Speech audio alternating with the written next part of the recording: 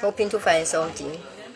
Very, very hard for us, knowing that our father has been a father for 14 of us. A very good father. We just wanted something to lay to rest.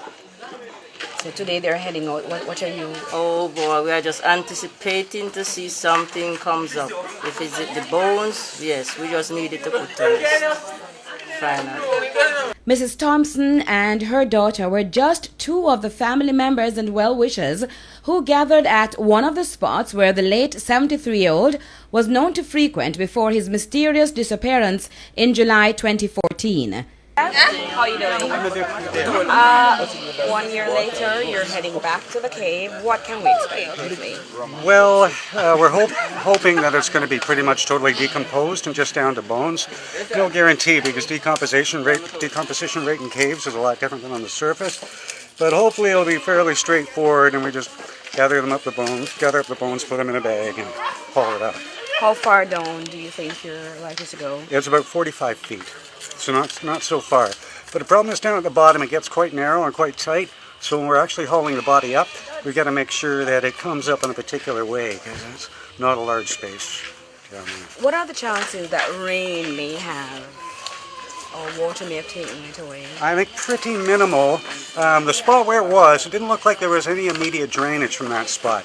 So I strongly suspect we'll find all the bones just exactly where they were a year ago. And so we're heading off. We understand it is 1 mile to the location. It won't be easy, but we're going to try.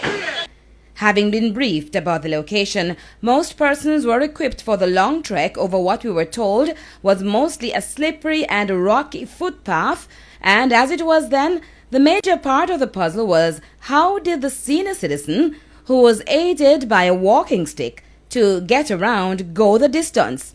It's a question that will linger for a very long time, even for the team from the Jamaica Caving Organization as they prepared for the dangerous task on hand. You had a dream that actually led to this location. Tell me about it. When they were searching, and every day I called, sometimes 2 of them for the days, and they said nothing happened. So I go to my bed this night, and about the second night, I went to my bed, and I said, Lord, just show me where I'm there. And I go to my bed and I sleep, and I didn't see the bamboo tree, but I saw the tree surrounded the hold. And I called my nephew and I said, Andrew, did you go down by the sinkhole? He said, no, auntie, I go down there. I said, well, I get one dream, I don't know if it's true, me playing or whatever, but, go down there and see if you find him. And him come, and when him come, him saying, just find the slippers right there on the walking stick, and that was it. As the rain began, Adam Hyde was the first to begin the descent. The two-man team was armed with all the necessary equipment. There was a hush as they disappeared, and the waiting was to continue, especially for those who had spent many hours before by that sinkhole under what were described as similar conditions.